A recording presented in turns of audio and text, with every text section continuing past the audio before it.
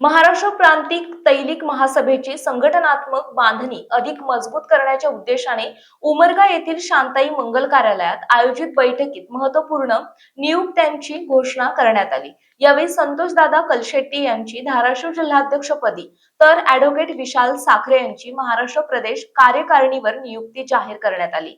या घोषणेनंतर उपस्थित समाज बांधवांनी दोन्ही पदाधिकाऱ्यांचा पुष्पगुच्छ आणि शाल देऊन सत्कार आणि अभिनंदन केले आहे।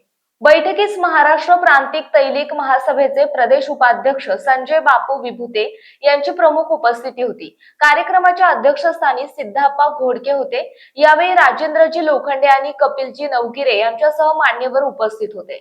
बैठकीमध्ये 23 ऑगस्ट 2026 रोजी कोल्हापूर येथे होणाऱ्या महाराष्ट्र प्रांतिक तैलिक महासभेच्या राज्यस्तरीय भव्य मेळाव्याची सविस्तर माहिती देण्यात आली।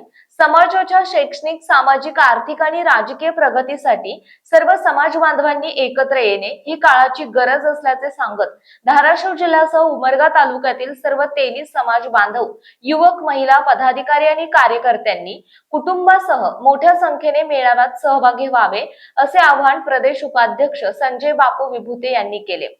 कार्यक्रमात शिवानंद कलशेट्टी, संजय कलशेट्टी, माजी सरपंच युवराज साखरे, कपिल नवगिरे, रविकिरण अंबुसे, सदाशिव रोकडे, राजकुमार अंबुसे, इंद्रजित मेहत्रे, मोहन टोंपे, बाबूराव कलशेट्टी, प्रवीण अंबुसे, धनराज कलशेट्टी, शिवकुमार दळवी, स्वातिक कलशेट्टी, महेश लुटे, विजय कलशेट्टी, राजकुमार कलशेट्टी, दत्ता मेहत्रे, नितीन शिरोळे, प्रकाश कलशेट्टी, दिलीप कलशेट्टी, दयानंद साखरे यांच्यासह तेली समाजातील मोठ्या संख्येने पदाधिकारी आणि समाज बांधव उपस्थित होते।